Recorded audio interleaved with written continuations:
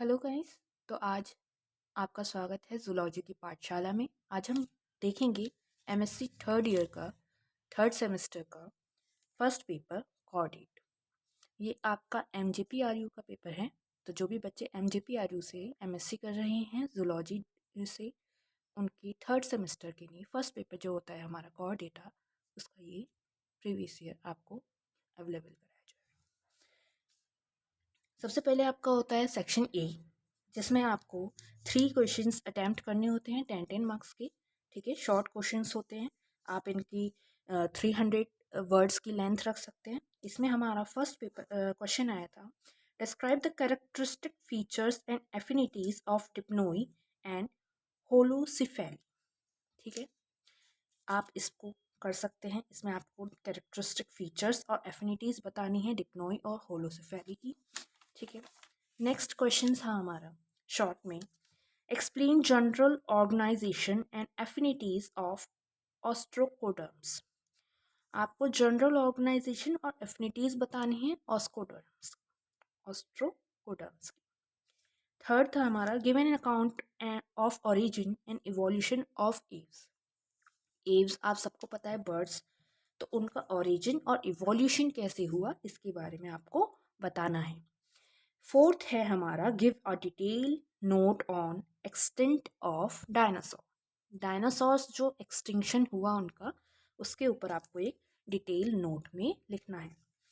Describe the characteristic features and adaptive radiation of Mammalia.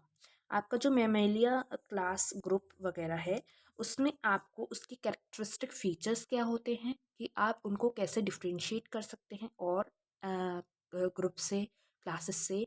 ठीक है, और उसमें अडेप्टिव रेडिएशन क्या है? अडेप्टिव रेडिएशन मतलब कि जो आपके समय के अनुसार उसमें चेंजेस आते गए, जो उससे अडेप्ट करता गया अपने आप को जिंदा रहने के लिए। ठीक है ना, तो वो हमारे अडेप्टिव रेडिएशंस में आ गए। जैसे कि कोई ना कोई उसका एंसेस्टर रहा होगा कि वो मैमेलिया के एंसेस्टर्स जो थे उनमें क्या क्या चेंजेस आए जिससे वो मैमेलिया क्लास एक अलग बनी, या फिर उसमें सर्वाइवल की जो क्षमता थी वो बढ़ी। ठीक है, राइट इन ऐसे ऑन एक्वेटिक मैमल्स। मैमल्स आपको पता है क्या होते हैं।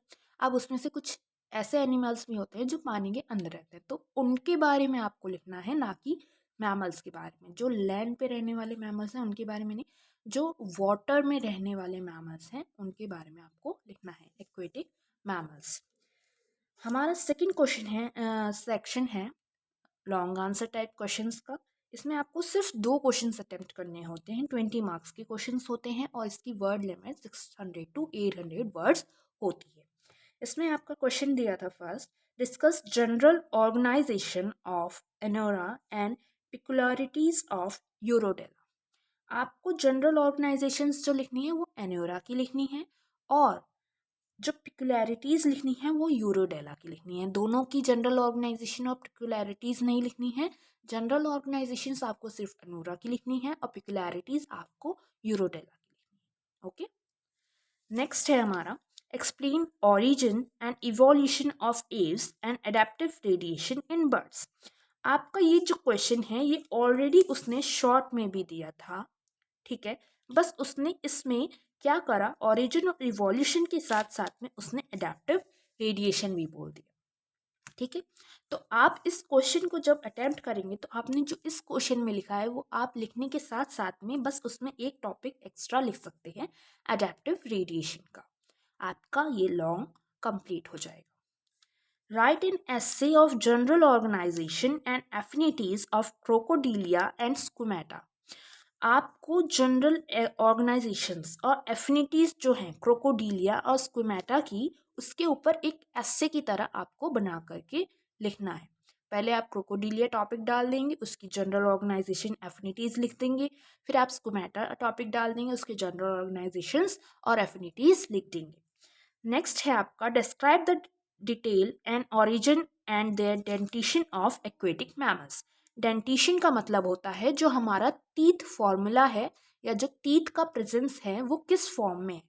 इंसीजर्स, कैनाइन, ये प्रीमोलर्स, मोलर्स, ये सब आपने डेंटिशन पढ़ा होगा। तो वो कितने नंबर्स में आपके उन एनिमल्स में प्रेजेंट हैं, कैसे प्रेजेंट हैं, वो आपको इसमें लिखना होता है। और उनका ओरिजिन कैसे हुआ, एक्वेटिक मैमल्स। एक्वेटिक मैमल्स समझ रहे हैं ना, पानी में रहने वाले मैमल्स। तो ये था आपका जूलॉजी MSc थर्ड सेमेस्टर का पेपर फर्स्ट कॉर डेटा। आगे की और पेपर्स के लिए प्लीज़ फॉलो। Thank you.